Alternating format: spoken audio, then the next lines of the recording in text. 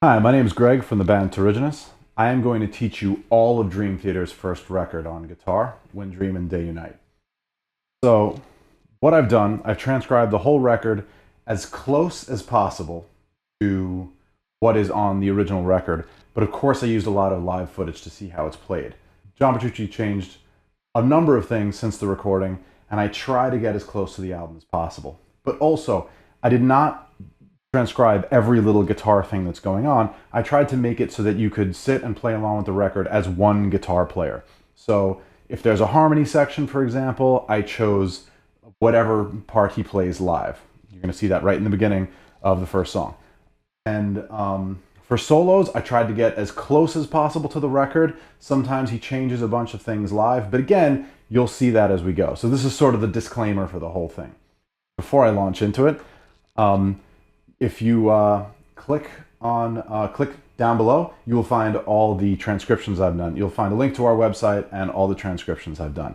So here we go. Fortune and Lies, very beginning, the intro. You're gonna hear nice drum intro, and then this beefy B5. The B power chord with a fifth of the chord on the bottom as well.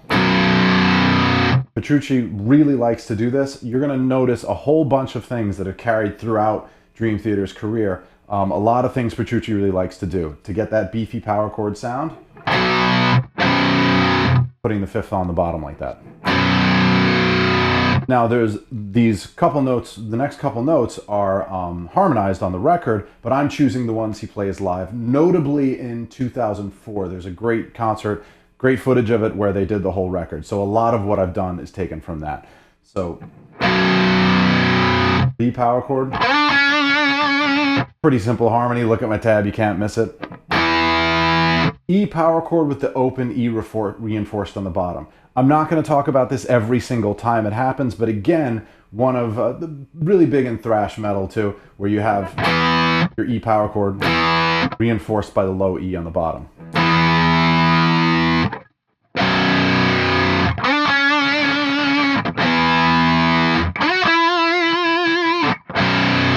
Back to your B power chord. Then again, such a huge Petrucciism. A lot of rock players will do this. I almost never hear him or assume that he's playing a regular G power chord, 3rd fret. He's almost always doing this open chord thing. You should hear a difference. It's just a little more resonant, a little like brighter, jumps out a little nicer. And almost every time Petrucci's going to play a G power chord, he's going to do that. It's like the strummy G major chord you may have learned, but killing the A string, and either killing or not hitting the high E string. Sometimes when he hits this quickly, again, you'll see this in the song, I might not include the note on the B string. I might just do a quick 3-string one. Hard to tell from the record which one he's doing, even hard to tell from hand position. So I've done my best. So you got that G power chord. And then bending up to A. So again, just the very beginning of the song, you get a bunch of real Petrucciisms in terms of the chords that he likes to play.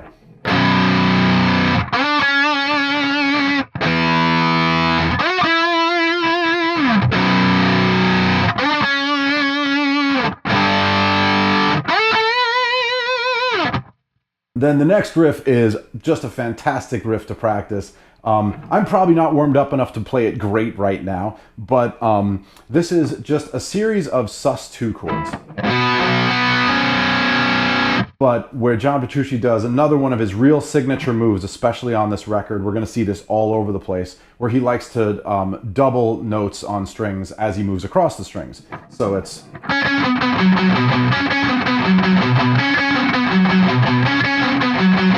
Now at a slow tempo, that's not too bad, but when you start to get the speed of the actual song, it gets a little hairy. So, really interestingly, they play this on the DVD Live in Tokyo from the 90s, and when John Petrucci plays it there, he's holding the entire chord out. And that can be kind of tough to get clean. I noticed that in more recent videos when he plays this riff, he actually uses different fingers. And that's nice in 2 ways.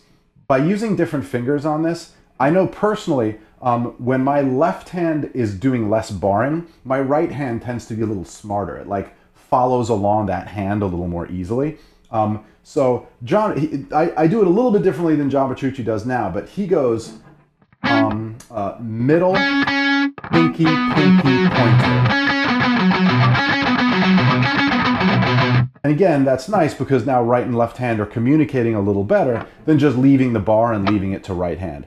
You may find that easier. I find that a little bit harder to do clean. I play it almost the same way, but I do it a little bit differently, and I can get it pretty damn clean the way that I do it. Use pointer, pointer, pinky, ring, pointer.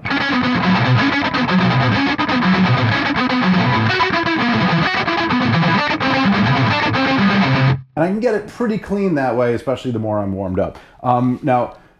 So he just does that same shape on B sus2, E sus2, C sus2. We're just following the root, which is on the A string here. And again, a lot of Petrucciisms. It's in the very beginning of this song. He loves these sus2 chords, and it has such a great sound with distortion.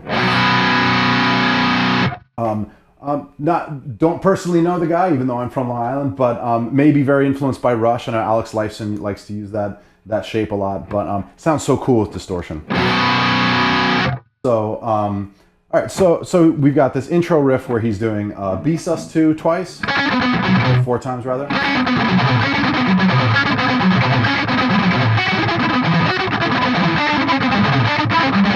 Followed by the E and the C, and then back to B. Then way up to G on 10th fret. And he hits an open A to help this transition. Not sure if that was on purpose, but he does it pretty consistently, like in the right and left guitar tracked on the record. And after the last arpeggio, smack that whole B sus2 chord. Then you're on to what I'm calling solo 1. As you look at my transcription, what I've done, I really like to use power tab. I'm used to using it. It's got a couple quirks to it, but the convention that I'm using on this whole record is when you see the really like pointy shaped vibrato, that's done with the bar. If you see just the regular, smaller, smoother vibrato, that's done. That's just regular guitar vibrato. So.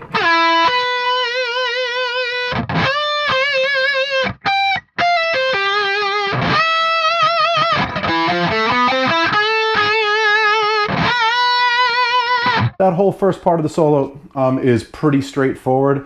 We're essentially in like B Phrygian. I didn't bother going over what chord progression he's playing over, but there's a little bit of like a momentary key change after that run. But I'll do that one more time. Again, follow my tab. It's pretty straightforward. Starting with a slide down to the E on 9th fret of the G string.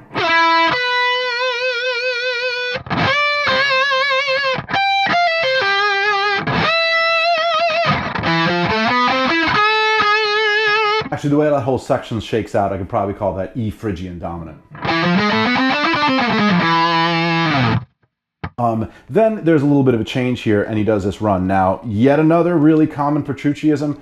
It's very hard to tell on the record if this is the case, because the guitar has a very kind of dark tone on the record. So one of the reasons I decided to do this was because that first record is so kind of hard to pick out, and it's such an underrated, fantastic record. While I'm on the subject, I might as well say one of the things that inspired me to do this, of course, being lifelong Dream Theater fan, I also heard that sadly the singer on that first record, Charlie Dominici, passed away late last year.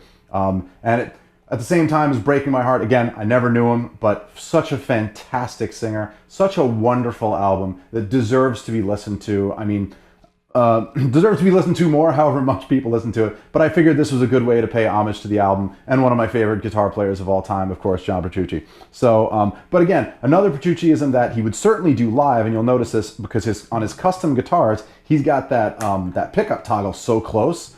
Not quite as close on this guitar, but I can reach it in a pinch. So a lot of times these runs are done with the neck pickup to give it that like nice attacky sound.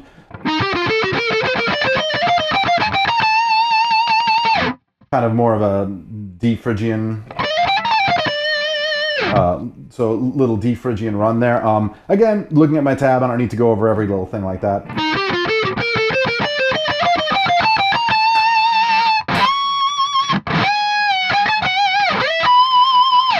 So you also have a little bit of time signature shenanigans here. I'm calling the beginning of this run 12/8 because we really have, 12/8 being 4 sets of triplets.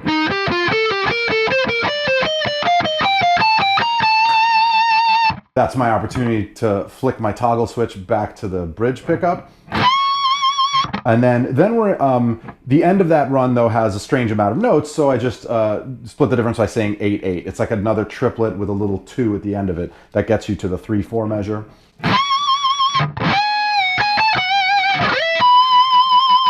2/4 measure to end that. Again, this may be more in Portnoy's realm where they're coming up with these wacky time signatures, but I've just got the lead here. So then we're going to end with this nice little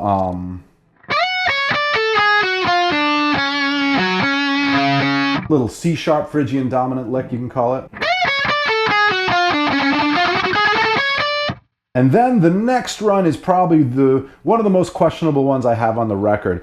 It's really hard to hear this one on the record, and I don't think he's doing it quite the same way in most of the live videos I've seen, but we'll break it down nice and slow. Again, should be a little better warmed up before I attempt this, but I'll do it nice and slow at first. It's a 5/4 measure, which also makes it kind of, makes the amount of notes kind of strange.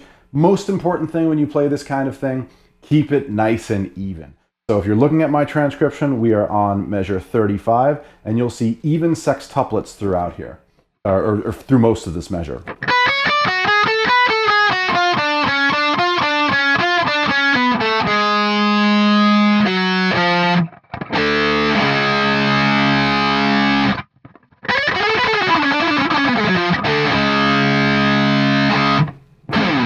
So that's what I'm calling the entire intro. Again, I'm not 100% sure about that last run, but I think it's pretty close to what's on the record. Looking at some live footage, it doesn't look like he's always playing it the same way. But importantly here, this is not like a unison with keys like we're going to see in a lot of other parts. So he might be playing it differently. That's the best that I can figure what's happening on the record. It's also very doable, and it's also very kind of in John Petrucci's wheelhouse among the licks that he's playing. Then, all right, we get to the next riff, which I'm calling Not She-Wolf. Any Megadeth fans out there should know this bears a little bit of resemblance to the riff to She-Wolf by Megadeth, which I'm not even going to play because it's going to screw me up with this rhythm. But this is one of those, okay, so if you're like me, you have a really hard time remembering rhythms at first. It just takes a while for them to stick in there. So because I always had that issue, I got really good at reading rhythms. So I've even been in band situations where I said, we're trying to write stuff just in the air or record it, and I'm hearing a rhythm and it's just not sticking in there. I'll say real quick, oh, give me pen and paper. I'll write it down. I'll look at it once, and then I finally have it, because for some reason, again, the rhythm just sometimes doesn't want to stick. So for a part like this, if you've got the same problem I do, then you can start getting good at reading notes, reading rhythms, reading 8th and 16th divisions especially. And here's the big cheat. Look up at how the notes are beamed, because if it's written correctly, the notes should be beamed by beat, especially in 4/4, right? So looking at this measure, again, this is letter C, the Not She-Wolf riff.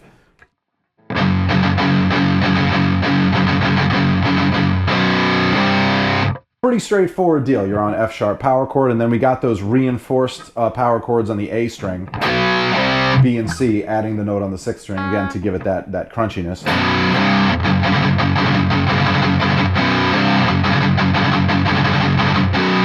Do that same exact thing twice. Now, paying attention to after you've done the repeat, then we're doing that rhythm without the 2 hits at the end. So instead of the two quarter notes, we got, again, pretty straightforward if you're looking at the rhythm. And then the last 2 measures of the riff, nice little variation on that. which leads us to the keys solo 1. Now, interestingly here, the keys are doing something kind of neat with upbeats, and it's a little bit loose, not loose in a bad way. I'm sure on purpose. These guys were world-class musicians from the beginning, in my opinion. But to help you not get a little funny with the rhythm here, listen to the snare, because the snare is just hacking away on the downbeats, so you can be real confident. We're playing the same rhythm, just now with the E power chord.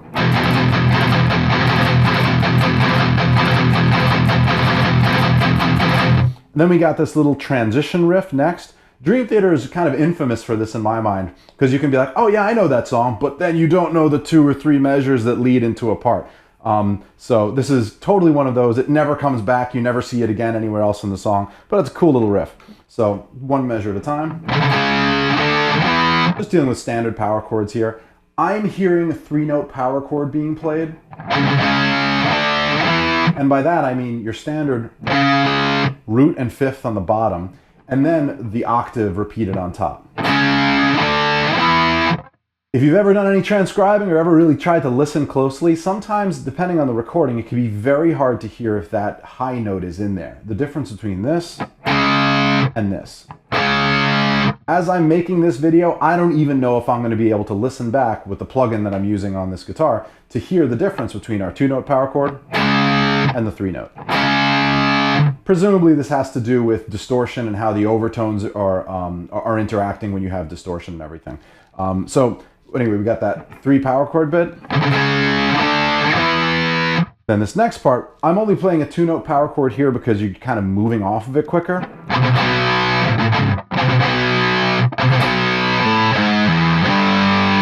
Remember I mentioned our G power chord that John Petrucci loves to play? I'm doing the one without the higher note here because, again, he's coming off it pretty quick. Also, I've heard in live versions he does something more like this. Just hitting single notes on that descending bit. So I'm not sure if I'm hearing an artifact on the original record, but I'm pretty sure when it's slowed down and I'm somehow isolating the rhythm guitars that I'm hearing that little pull off in there.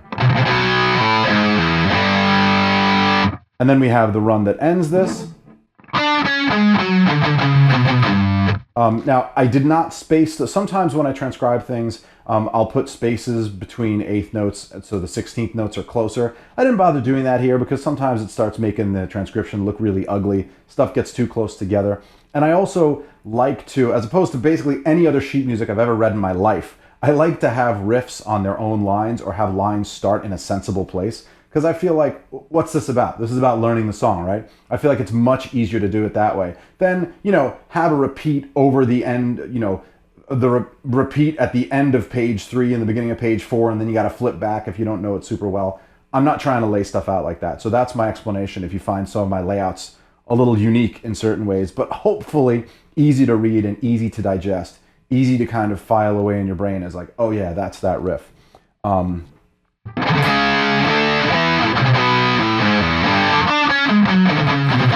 And this run, pretty straightforward here. A little F-sharp Phrygian riff leading down, of course, to F-sharp, and then Charlie Dominici does his thing over verse 1 in the song. If you feel pretty comfortable with everything now, the verse should be pretty easy because it starts off with that rhythm that we've been playing already.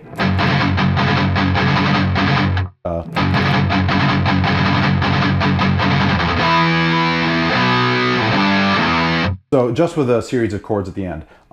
Also, because those chords kick in, where those chords kick in, the 3rd measure of the verse, that first E5, I'm playing, again, a 3-note power chord with the low E on the bottom. You could play a 2-note power chord, probably not going to make much of a difference. My own general rule, and I'll kind of do this with my own music as well, is if the power chord is longer, I'll put that 3rd note in there. Why not? But since that comes in on the upbeat of 1, you do have the 2 low E's. And probably because it's very hand-friendly, he does the 2 low E's at the end of the measure leading into it. So I'll do that verse riff real slow.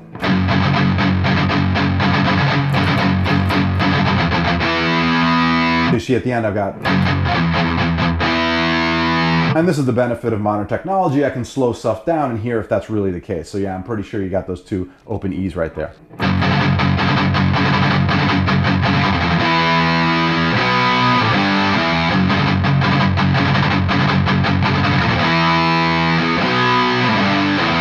after you repeat that twice, what kind of imagination, then you get to just the held out chords.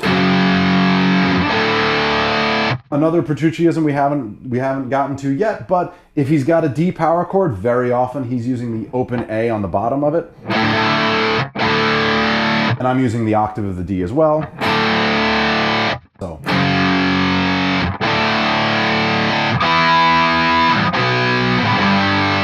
Pretty straightforward chord progression here. And on the second time, if you're following my transcription, you should know your first and second endings, of course. I'm not going to explain how that works. You should know if you're playing Dream Theater.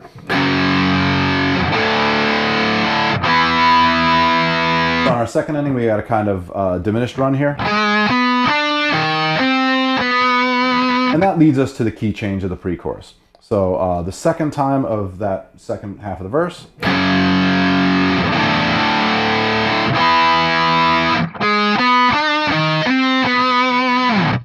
And that leads us into the pre-chorus. Pre-chorus is a fantastic picking exercise because we've got 3/16 and then the fourth is a long note on the one E and and that should be an upstroke. Even though it's a little awkward, totally worth getting the technique to do that. If you're not great at alternate picking, this is a fantastic exercise, as I said. Give that last downstroke a little too much, come away from the strings, and you should be able to get the upstroke. That's me really exaggerating.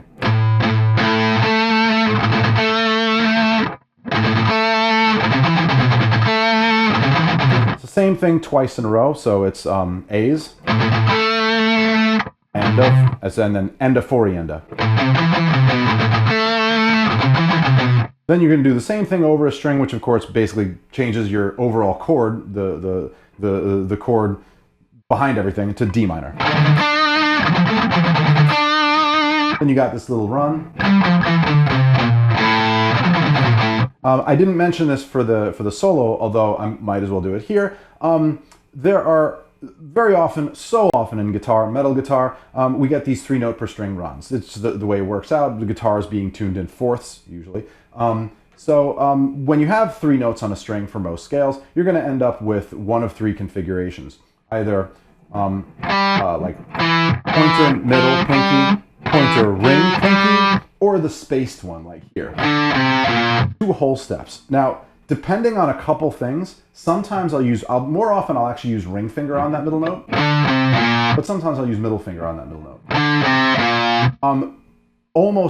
Much more often I use ring finger, and this actually has to do with how you hold your hand on the guitar. And this isn't right or wrong so much as long as you're not too extreme, but my fingers tend to be very parallel to the frets, and my thumb is really pointing, like my thumb behind the guitar is really like this. Some guitar players have a little more of this, the way they're holding the guitar, and again, within reason, it's not bad. And those guitar players will find it's a little easier to have the space between point and middle. So for this kind of run, they might want to use middle finger there. For this particular run, I'm going to use middle finger too, but it doesn't have to do with how I'm holding my hand as much as it has to do with the previous string. So, because I use middle finger on the F on 3rd fret here, I'm using middle finger on C on the 3rd fret here. So that's why I'm doing that configuration as opposed to that one. Actually, in the intro solo, there's something really similar to that. Because those runs are similar to each other, I'm doing the same thing here. So anyway, back to, I just got to the end of the pre-chorus. And then this is one part in particular that I know, it's actually pretty easy to hear once you've isolated parts, that Petrucci plays this a little bit differently live now than he does then. But as I've said, and I'm going to say a million times, I'm trying to stick as close to the record as possible. So right here we have the chorus, which is just a series of arpeggiated chords. Starting off with A minor add 9. Da, da, da, da, da, da. The first note is that dotted eighth. So a rhythm like this can be a little daunting at first. There are a lot of rhythms where Petrucci is arpeggiating something, and he does it with like a certain groove or something. And again, if you're like me, that rhythm might not stick, especially if that's not represented by any other instrument in the band. So when you have something like this, you could do what I call the measure map. We'll probably talk about that more in other songs. Or you can also subdivide. Subdividing for something like this is really, really helpful. Which subdividing, one way to do it is to, instead of counting beats, count 16th notes really super fast. This wouldn't be practical to do all the time, but once you've done it a few times, that rhythm should start sticking in your head pretty well. So here we've got dotted eighth, 16th tied to an eighth, which is the same value as a dotted eighth. Why did I write it that way? So you can clearly see where the downbeats are. Then you have a 16th and an eighth. The 16th and the 8th will actually be a little bit easier, and then 2 quarter notes at the end, which line up right on beats 3 and 4. But if you're having trouble getting this rhythm just right, think about how many 16th notes long a dotted eighth is. It's 3. So very quickly you could count 1, 2, 3, 1, 2, 3. And in fact, this part would be right, and of course we're right at chorus 1, 1, 2, 3, 1, 2, 3, 1, 1, 2. 1, 2, 3, 1, 2, 3, 1, 1, 2. And then you have your quarter notes which line up on the beat, which are much easier. Again, once you get that rhythm in your head, it's pretty catchy. Now, one thing you will also notice is I did not bother writing chord names into this transcription, and I don't even remember if I did that with my Opeth ones. But the only reason for that is I wanted the transcriptions to be easier to read, because if I put the chord names in there, it leaves more space, and everything that was 6 pages is going to be 7 or 8 pages, and so forth. So I left that out. Sometimes the chords are easy to name. Sometimes it's like, well, we could give this a bunch of different names. So A minor add 9, pretty simple on this one. And I don't want to hear anything like A minor flat 6 on the next one. It's really just an F chord. That B makes it a sharp 11, so it's F add sharp 11 with A in the bass. Good. Another favorite Petrucci shape is G sus2. This is using the D shape of chords. I'll probably do a video on the cage system, but that's neither here nor there. So this is a G sus2. And then this is the one where I know he does differently, but on the record, he does the B flat add 9. So you got your normal B flat chord, and get pinky way up there to get the 9th of the chord. So the chorus is.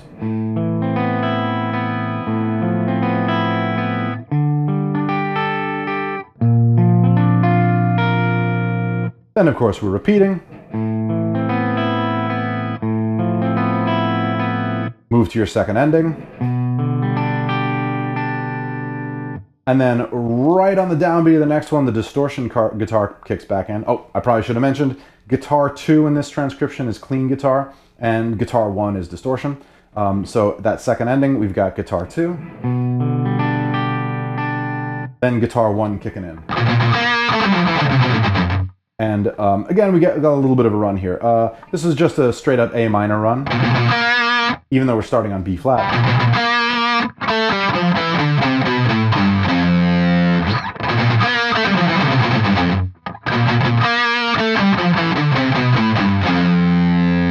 Here, because it's a bigger stretch for me, I am using ring finger on that 2 whole steps run. In terms of picking, just a really nice straight up alternate picking bit. First of all, make sure when you start this run, you know where it is timing wise. That measure map that I briefly alluded to. 1 E and a, 2 and a, 3 E and a, 4 E and a. So 1 E and a, 3 E and a, 4 E and a.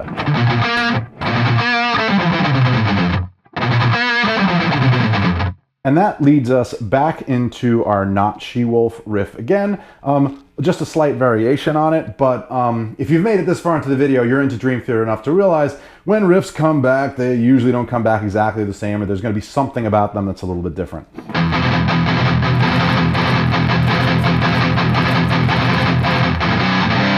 And kind of my musical opinion here is we got the B and C reinforced power chords leading us back into the verse. Now, verse 2, I'm not going to go over because it is actually exactly the same as verse 1, except for the second ending of the second part. So I'll just skip to that second part. This is measure 76 in my transcription.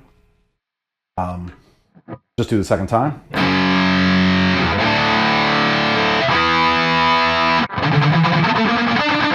So this is just a 16th note run, another fantastic alternate picking exercise. It's all about changing the strings accurately here. Yeah, that was right. Again, you play things slow and you're like, wait a minute, is that even correct? When I first transcribed this, I was like, what a weird grouping. But it's actually not weird grouping at all. 1, 2, 3, 1, 2, 3, 1, 2, 1, 2, 3, 1, 2, 3, 1, 2. This is extremely common in rock and metal, so once you've kind of absorbed that and your hand starts doing it, it should actually be pretty intuitive. Then pre-chorus 2 is exactly the same as pre-chorus 1, so I'm not going to go over that. Chorus 2 is exactly the same as chorus 1 until the second ending. So on the second, so I'm just going to zoom up to the second ending. The second ending starts the same. I forgot to name this chord last time, but it starts on a G/B, which of course is a G chord with B in the bass. And then follows up with a B flat sus2. Again, another one of Petrucci's favorite shapes. So I'll do chorus 2, but only the second time into the second ending.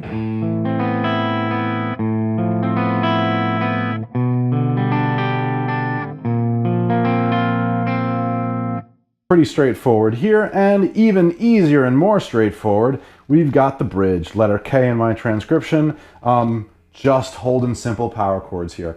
One of the things that I'm going to mention this a lot in these videos about this record is recorded unconventionally, at least the way that it's mixed and everything. The guitar is very dark and the bass is very bright, so sometimes it's easy, and the bass has a lot of like upper mids, so it's very easy to kind of confuse who's doing what. If you have a program that can do karaoke mode, which karaoke mode takes the right and left signal and it inverts the phase on one of them and then makes them mono. So you're basically folding the song in on itself, and anything that was coming through the right and left channel equally, which means anything that was in the center, like vocals, bass, snare drum, bass drum typically, those things get pretty much canceled out. Bass gets pretty much completely removed on almost the whole record. There may be a couple instances where he's using stereo chorus on the bass, and since it's a stereo effect, it means it's coming out differently through the right and left speaker, so that won't completely eliminate the bass. Off the top of my head, I don't remember if and where those parts are on this record, but that's a good way to determine, oh wait, bass is actually playing this, I don't have to worry about this on the guitar. There's a really specific part in Yitzy Jam that made so much easier to karaoke mode, because all of a sudden, with the bass gone, the guitar part is very obvious. So some of these chords may actually sound like they have that reinforced bottom to them, but they actually don't here. They're pretty straightforward.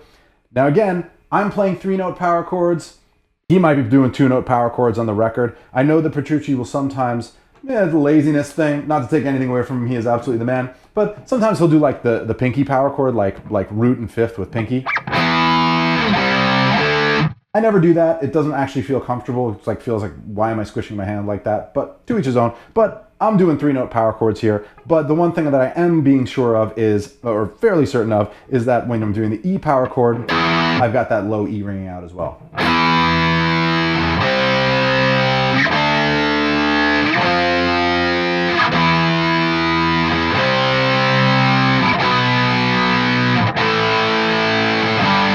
There's our friend the G5, played that way again, leading us right into the breakdown, which is that Not She-Wolf riff. However, again, it's a little bit different this time. So it's exactly the same as the one without the hits for the first half, so that would be measure 99 and 100, but the next two measures start with a group of 16ths. This is a classic example of something that I will play wrong if I play it too slow.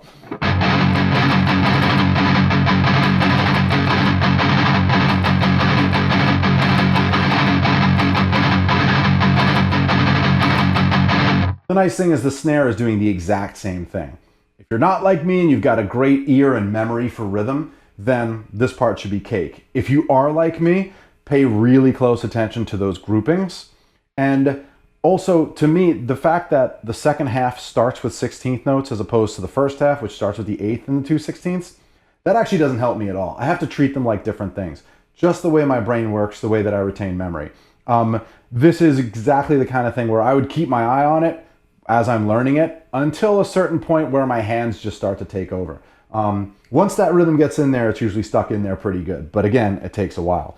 That happens 8 times. So at first it's just the band doing the rhythm together, and then there's like a bit of speaking bit in the background. Tell me in the comments if you know what that's from. I know that was I believe that was a big Kevin Moore thing to have like movie and TV show comments. If you know what it is, awesome. I probably could look it up, but I haven't. So that happens for the back four. So for the first four, it's kind of straightforward. Then the keys kick in. There's more of that background talking for the second four. And then, so the eighth time, you're just going to change the last measure to straight 16ths. So here's our eighth time of the breakdown.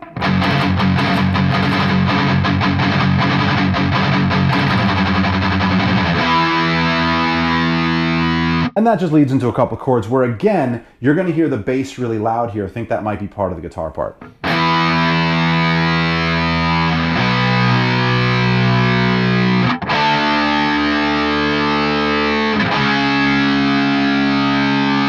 And in the bass part also, he hits one of these chords and does vibrato, and it's like this kind of sound. It's really cool. That's actually one of the things I love about this record that none of the other Dream Theater records really have the same way. The bass sticks out in kind of a funny way.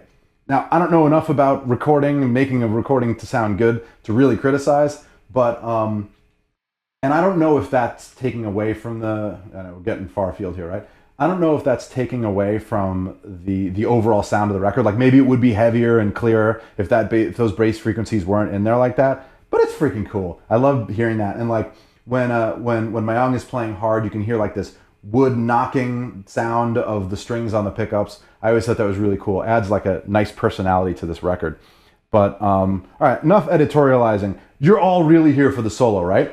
Okay, so John Petrucci solos. No joke, I'm still probably not warmed up enough to play it great, but I know it inside and out. So here's the thing about guitar solos, guitarists. You guys probably know this. You can broadly categorize most guitar solos into improvised every time, like whatever wackiness happens, or things that are like pretty well written out.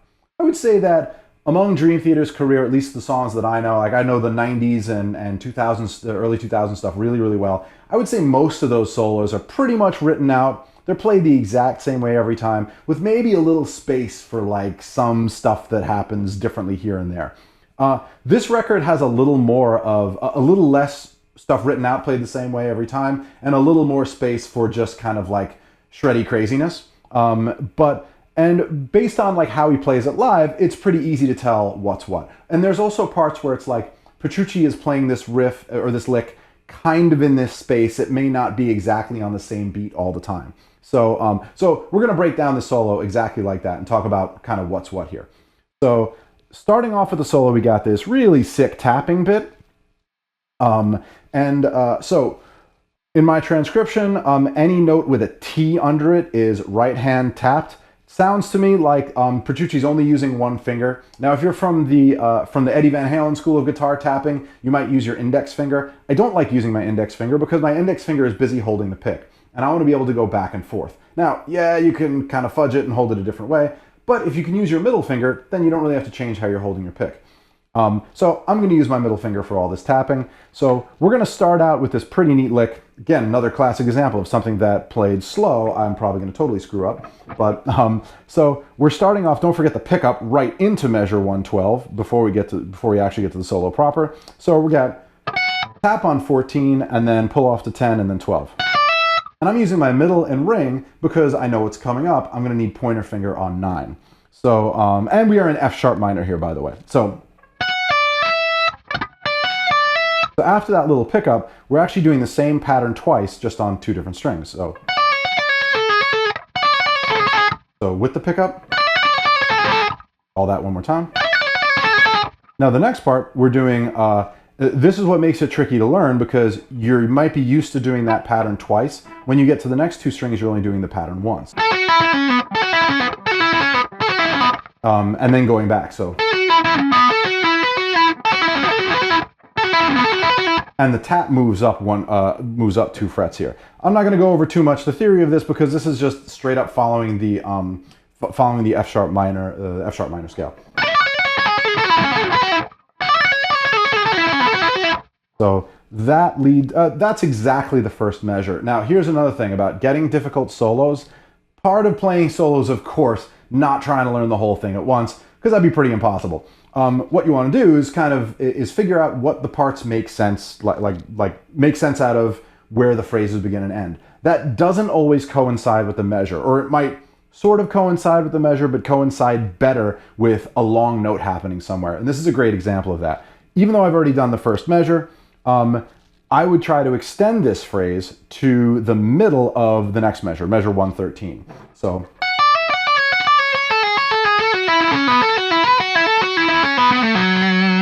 And you notice in the beginning of measure 113, that in and of itself is a pretty easy pattern. Thankfully, the right hand doesn't have to do much moving back and forth, because that would make it a lot harder. But left hand is just doing this simple F sharp minor pentatonic pattern. And right hand is tapping 14, 14, 14. All notes A, E, B, all notes that are still in F sharp minor. So that being the first phrase, I'm going to put together that whole thing.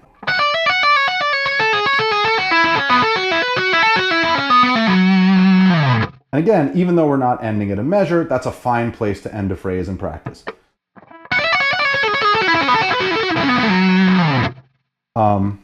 Pretty good if I do say so myself. So now coming out of that, here's where things get a little weird, a little bit less predictable. And you'll notice this with any guitar player, when you have a really fast tapping part, a lot of times it's like, we know exactly what we want to play, but we're just going to do it really, really freaking fast. That cutoff can be different for different guitar players, but generally when we're getting to 16th, when we're getting to sextuplets at a speed like this, whatever speed the song is, some of this can be a little fudgy in terms of actual rhythms. But again, Prechorus knows what he wants to do. He knows the approach that he's taking here. So he's starting the next part. And this is a really slick thing to do. To tap with your right hand, to give your left hand the chance to switch to a different string. So he's tapping on 14 here. And then you'll see a hammer on from nowhere on 11. And then his right hand has just enough time to go up to 16. So. And then, of course, you're still on 11 and 9 here. Right hand's then going to move down to 14. And then the right hand shenanigans are over. We're just going to stay on 14 after that. So we got.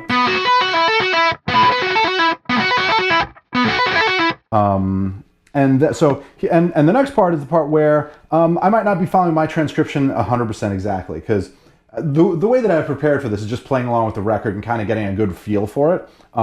So I know the idea of what he wants to do. What Prechorus is doing in the entirety of measure 114, now the part that I just played is really the pickup into 114, long pickup, but whatever, is he's going down the F sharp minor scale with his left hand on the G string. And he's doing it in a certain pattern. So he's going.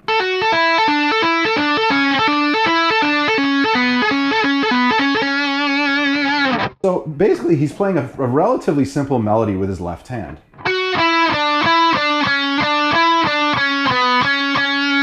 But instead of using a pick on the right hand, he's tapping on 14. And of course, that gives us an extra note, makes it sound faster, and it makes it sound pretty cool.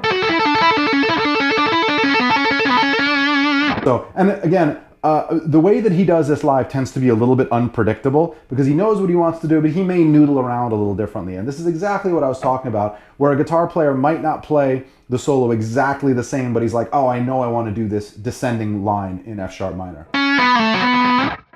So coming from that pickup beforehand.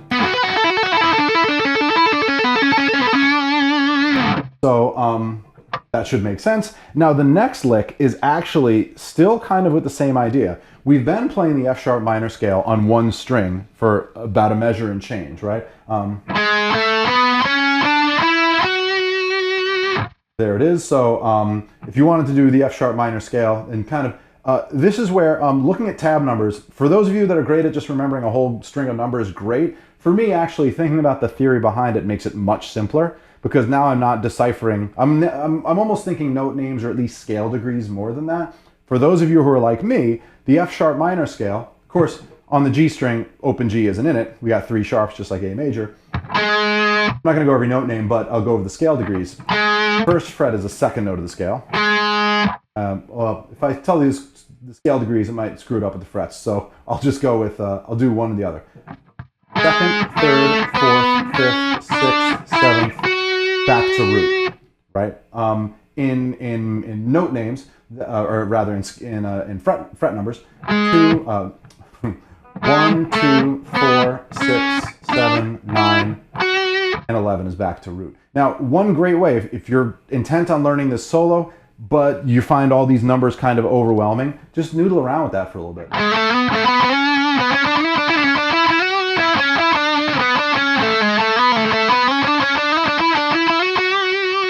And then once you're pretty comfortable with it, you can start doing exactly what we said with that descending bit.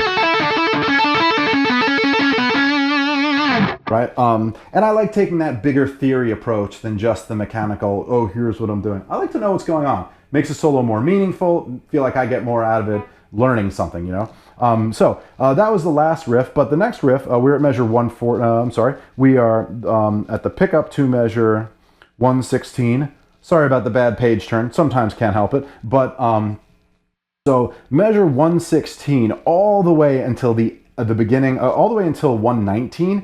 It's basically the same idea where he's going up the F sharp minor scale, but doing something really slick where he's tapping.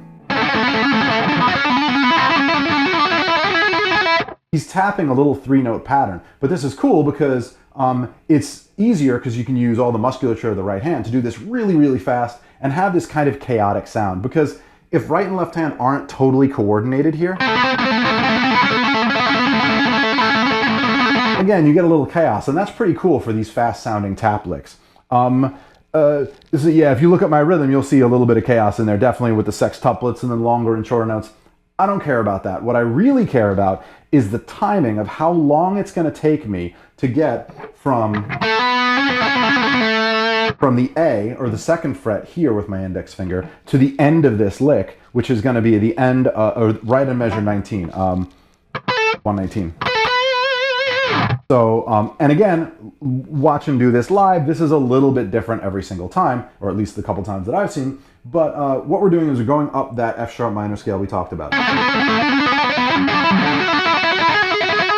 Now, when he gets to the 9th fret with his index finger, so 9, 11, and the tap is on 13, then he decides to go over a string. Now, there's a little bit of chromatic stuff here, which tells me he probably, maybe a flub or whatever, but it still sounds cool. Could be on purpose.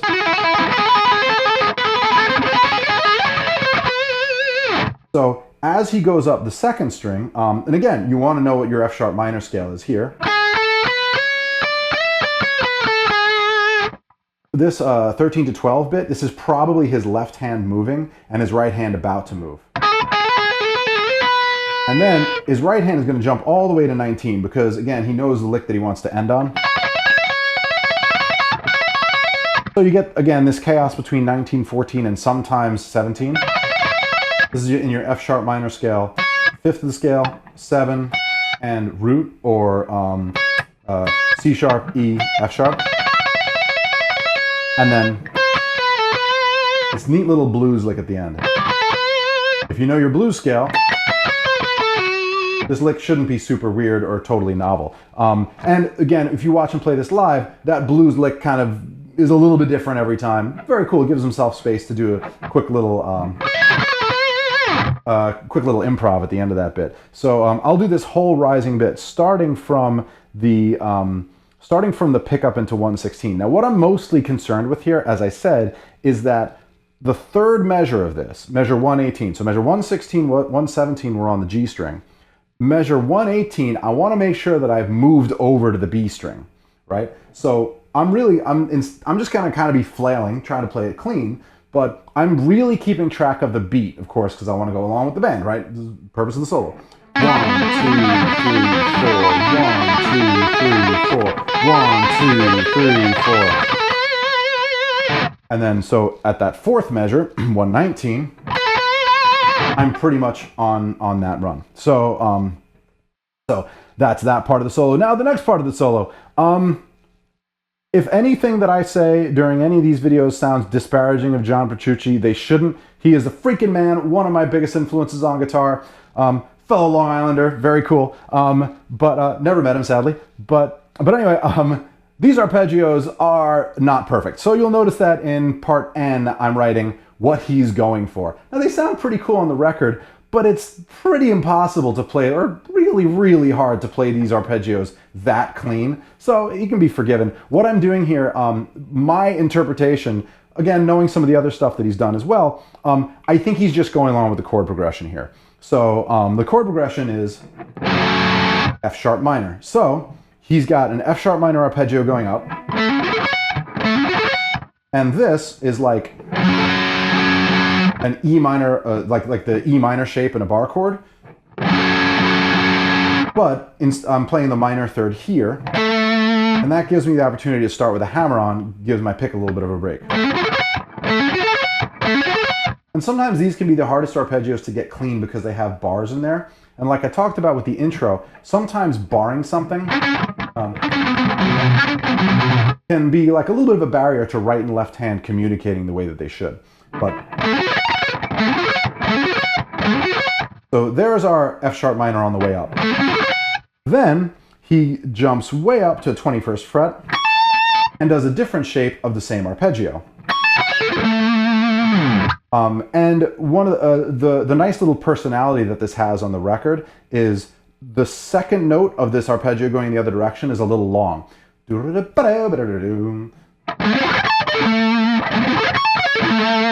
again, at that speed, that's pretty tough. I'm getting more warmed up, but still not warm enough to play that super clean, so I'll do it a little slow.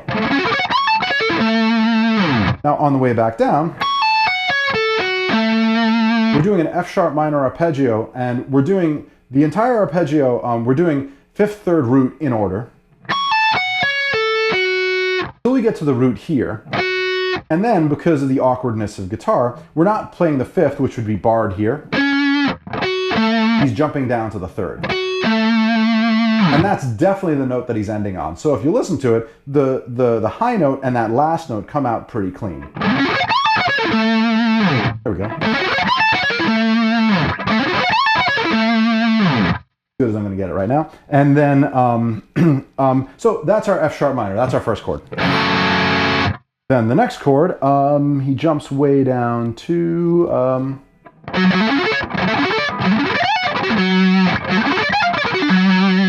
Then the next chord is D. So we've got a D arpeggio. He's actually using the same shapes, but of course they're major. So they're the same shapes, except we have a major third instead of a minor third. But same exact deal where when he goes backwards on the arpeggio, he skips down to the 3rd because it's right there. Then our next chord is... next chord's a B major. So, and again, we're using the same shapes. And then finally, we've got an E chord, followed by a C sharp major chord. We could talk about the theory at some point about that, why that's a cool little progression in F sharp minor.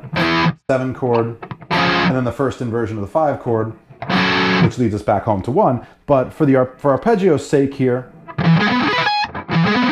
I tried to get the timing the way that he has it here, but again, this is kind of tough to get exactly how he's got. So we do an E major, and then C sharp major.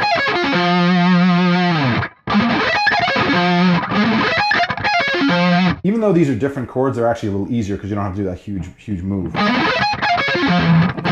And yeah, I'm doing that right. He repeats the G sharp on top. And then of course that last note is really the pickup into the next section where he's bending to F sharp. So I'll try to do this part. I'm going to do it a little bit slow. I'll try to do it as clean as I can.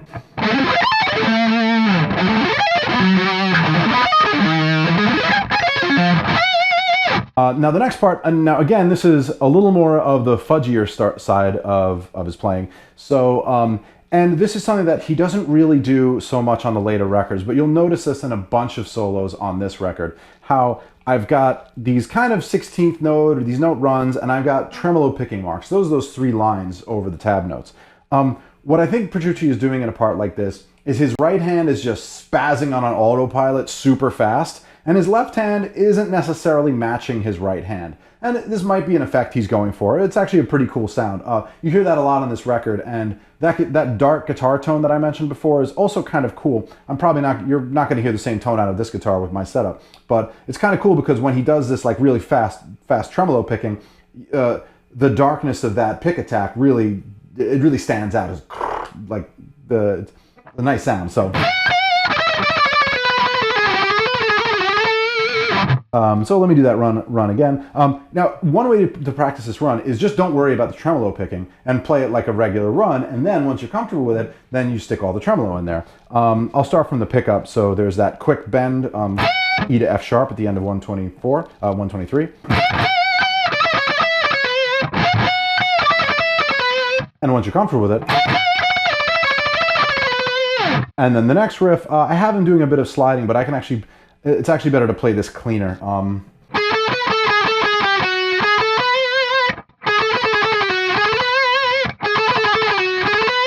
And then just tremolo picking the whole bit. So you see my right hand is not quite following the left hand. I'm just trying to pick as fast as possible while my left hand is doing the lick. And the next one, 1, 2. Pretty straightforward licks here. You'll notice that the slides look like they're overlapping, but it makes sense that he's sliding down so we can slide right back up.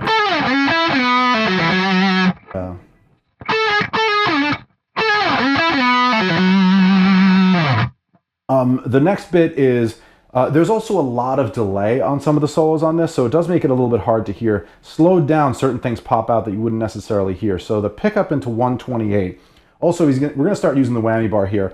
Another great example of a part where if you're looking at the rhythms, you'll notice the rhythms are really kind of wacky, whacked out. Petrucci plays this pretty free. This is similar to a part in Change of Seasons. He's got a solo like that with like a lot of like whammy bar, kind of very free, floaty kind of bits. And as long as he gets to the shreddy part that comes next on time, everything's going to sound pretty cool. So the pickup into 128, we've also got, we were in F sharp minor, we're going back to A minor here.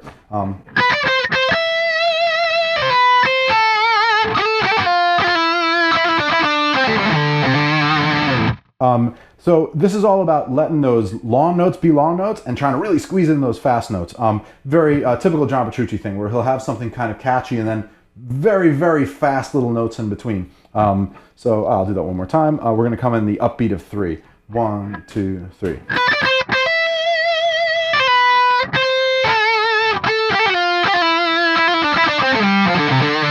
Let me do that one more time because I messed up the ending rhythm. 1, 2, 3.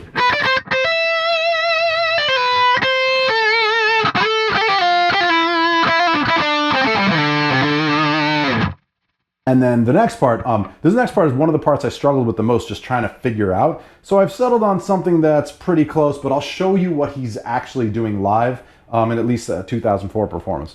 We're going to start off with that kind of tremolo picking idea.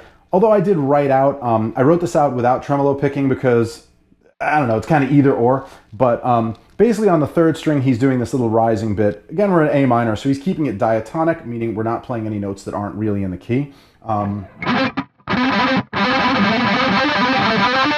I'm still kind of fudging it. This is one of those things where make sure you do these licks with 3-note patterns and take up 1 full measure, right? So G, B, C, everything's a natural note, of course, we're in A minor. G, B, C is one of the patterns, G, A, B. G, A, B is another pattern, G, B, C, and B, C, D. So you got the pickup of a 16th note triplet. So 1, 2, 3, 4. That was 1 measure. That's totally going to work. Now the next part, again, this is one of the more weird and awkward things. I don't know if it was punched on the record or what, but essentially when he plays this live, he just does some sort of series of licks going up the A minor scale. And it might be something with like triplet groupings like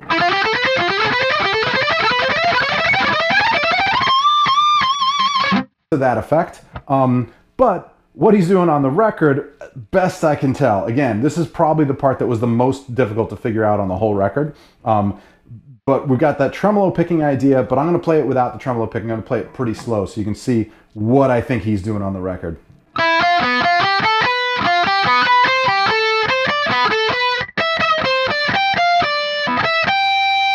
So with the tremolo picking in there,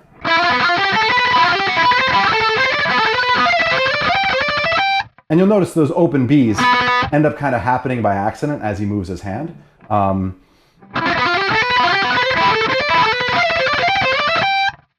Do it faster, 3, 4. that's pretty much what's on the record. Then you do have a more predictable run here. And measure 135 is a little more like what he's doing live now with the... let me do that in A minor. So he's doing a series of runs like that. But I'll do 135 one more time. Where I've got the triplet, including the open E. Again, might be a mistake, but it works in A minor, so it doesn't matter. And then... two parts of a triplet run. I'd say triplets and sextuplets interchangeably, often because when I'm practicing them, I'll tap my foot to the triplet instead of the sextuplet. Makes it much easier doing it slow.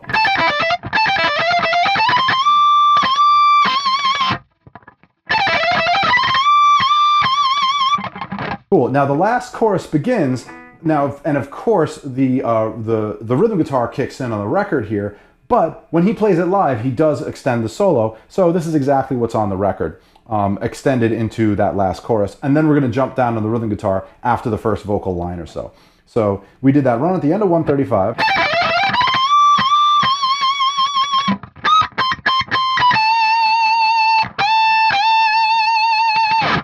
During what he just did, during that last solo, to make a fortune in lies, you can keep a giant alive.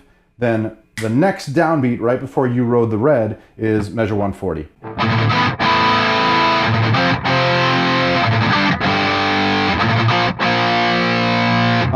Make sure you don't treat those 3/16ths like sextuplets. It's da-da-da-da, like we saw in the pre-chorus and a bunch of other parts of the song.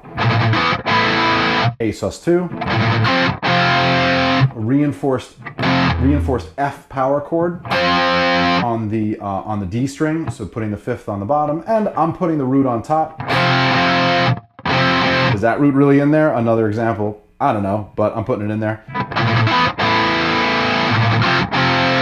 The next one, G power chord, and then I'm pretty sure he actually changes to the same G power chord we had before, but I can just barely hear the B string. This may be a mistake or a happy accident or whatever. It sounds cool, so I'm actually hitting a legit G major there. Enough notes, the B being the third of the chord.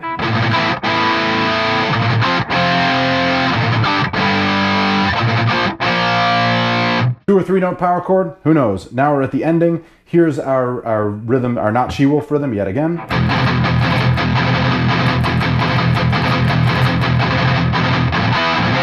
And this is the only time in the song he ends this riff with these particular chords. Our reinforced E power chord and our reinforced F power chord. Now, again, whenever you hear these things, they could be played on different strings. I'm kind of going with playing it down here because that's where your hand is to begin with. Also, on this record, I put power chords low on the D string when they sound very bright.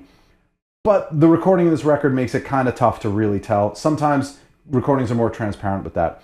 But that is all of Fortune and Lies. But I'm going to teach you the whole record, so stay tuned for Status Seeker. Thank you very much.